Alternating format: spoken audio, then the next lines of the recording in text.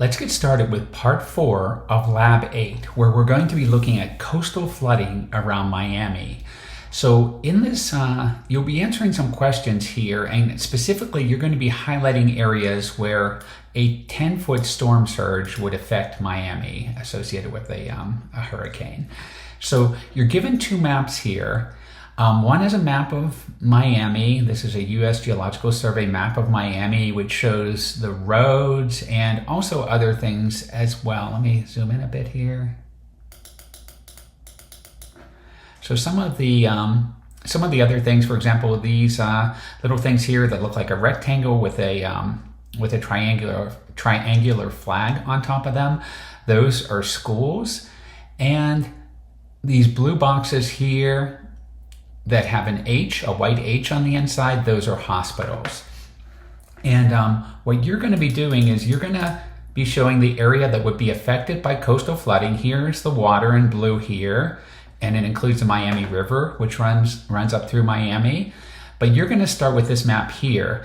This is the same map over the same area, except this only shows the contours on it. And these are it's a 10-foot contour interval. So that means everything from the blue here until you hit the first contour here, or here, or here, or up here, that's going to be below 10 feet above sea level. Also, just so you know, for this image here, it's at 50% transparency. You can adjust that if you want to, but eventually we're going to slide this map on top of the other one.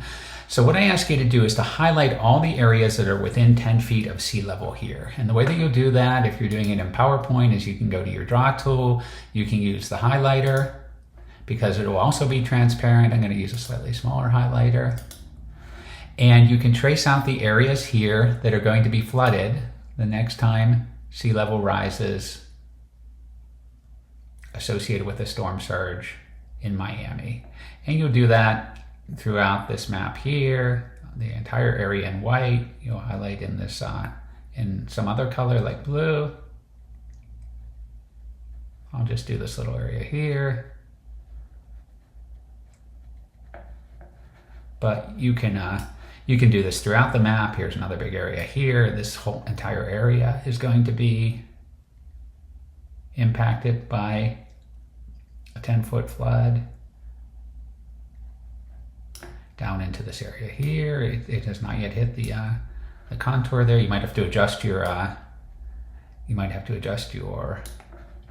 the size of your highlighter, but highlight the entire area here. Oh my goodness, this entire area here, just one little bit left right there. This entire area here, all over the place. There's going to be coastal flooding associated with this. And once you've highlighted all of those areas, then I would suggest grouping, if you're using PowerPoint, grouping all of these things together. You just collect them all up and then right click and say group. And then once you have it all grouped together, then you can just take that map you've just made and you can slide it down along this map here.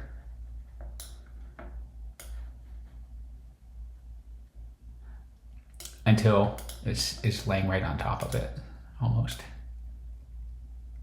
There we go. Laying right on top. My text was lining up there. That's how I knew. And now we're seeing all the areas here that are going to be flooded by the next 10-foot flooding. And then once you know those areas here, you'll just answer some questions about some of the infrastructure that's going to be affected, like hospitals and schools, and answer a few other questions associated with this.